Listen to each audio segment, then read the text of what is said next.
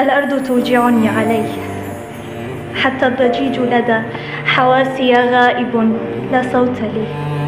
أصداء وجهك تعتليني في الدجى، الزورق الغافي بعينيك ارتجاني مرفأ. أشرعت عيني اللتان تعذبان الآن، منذ هجرتها فدخلتها وتركتها ملحا كأني لن أراك. وفجيعتي الأخرى أنين الليل يحفرك انكسارا من فمي حتى السماء.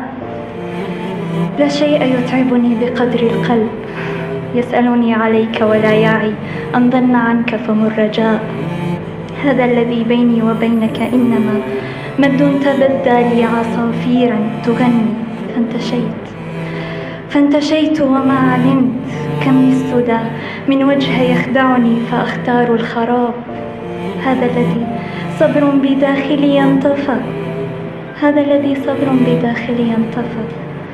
كل القناديل التي اعتادت حنينك قربها صارت فجائع تزدري ضعفي وتجبرني عليه.